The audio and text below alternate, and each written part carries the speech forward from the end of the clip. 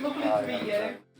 Thank you so much for everything you're doing. I'll keep my interministerial team working on this to try and alleviate some of the crisis that's on the ground, because we talk about statistics in government, we talk about the figures, and we look at things high level, but behind every single one of those statistics is a human being and a life story and an opportunity as well as a threat and a challenge. So I think we really want to commit, and it is a government mission to make sure that we deal with the homelessness crisis that we face in the UK. So thank you, and keep doing everything that you're doing. Thank you. So shall I start with you, Ryan? You're on, Ryan. You've got the same name as my eldest son, so I won't forget that. Hi, my name's Ryan. I'm Homelessness Services Cluster Manager for Health and Social Care charity named Change Grow Live.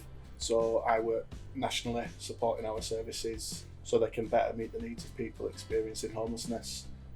I started with Change Grow Live in 2016 as a volunteer, and I've held different roles. I've been an outreach worker and then various management roles since then. What made you become a volunteer, Ryan? I was homeless myself. I've experienced homelessness and rough sleeping. I had involvement with the criminal justice system, using drugs, and I saw two experiences throughout my journey. I had positive experiences and I had some negative experiences, and that really motivated me, because I thought, I could make a difference. Yeah. And you know what it's like being homeless. How long have you worked in the sector? So full-time employment since 2017. Oh, well done. Thank you. It must feel, the sense of being able to make a difference. I know now, someone who benefited from growing up in a council house, knowing now that I can build the next generation of them, and knowing how important it is to families, it must feel incredibly satisfying for you to be able to do something on the ground, as well as really frustrating, because obviously there's so much need out there that's not being met. Yeah, no, absolutely. It gives you a sense of accomplishment and it gives you purpose. Thank you. And Tina, go to you next. Yeah, I'm not copying the story, by the way. It's quite similar. I'm the team manager of a 54-bed hostel in Oxford for homeless Oxfordshire.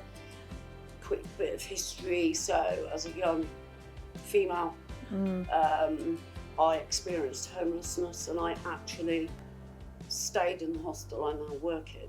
It looked very different back then. It was more like pooled cabins. Oh. It was only brief, my homelessness. Yeah. But then I had 20 years of active Class A drug addiction. It brought me in contact with the criminal justice system multiples of times.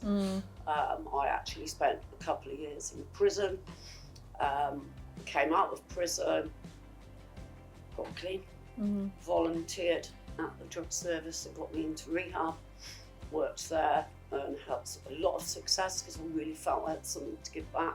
I wanted to speak to you really on the front line. I mean, we need to do things differently and see what works, and make sure that every penny that we're putting into the system is really getting down and making the difference. And I think when people are not able to move on, it's that feeling of nobody cares, and it overcoming some of those real challenges that are incredible. You, from your own experiences, are really difficult to overcome, even with the wind in your sail.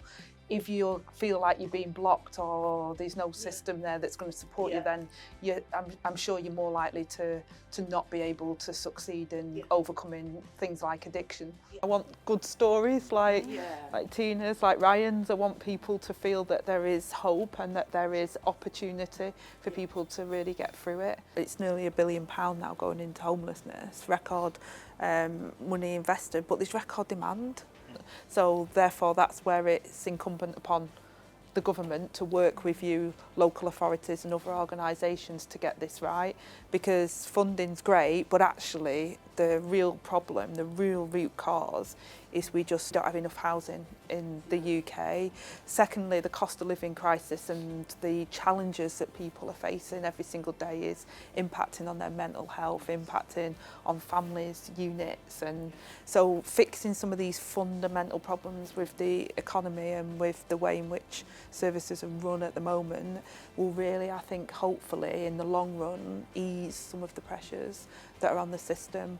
So it's a whole systems approach, because you can't just do 1.5 million homes, okay, that's great, unless you're then looking at the justice system. If you're looking at the health system, you've got to make sure that all of these different parts of the system are working together, because people are people, they're not coins, they don't fit in one bracket or another. So you've got to have a system that is agile enough to see the whole person, as opposed to a system that says you don't fit in that category, we can't do that today, or we've got to fit you in this way.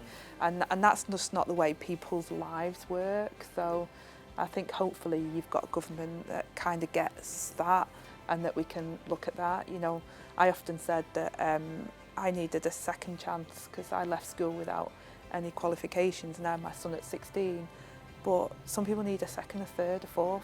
Keep the door open ajar, so people can go through the door when they're ready. Some people have more challenges in their lives. So, you know, I'm not for one chance, two chance. I'm for never give up on people. Always give them an opportunity to walk through that door, and give them an opportunity to reach their full potential. And that's what I'll try and do.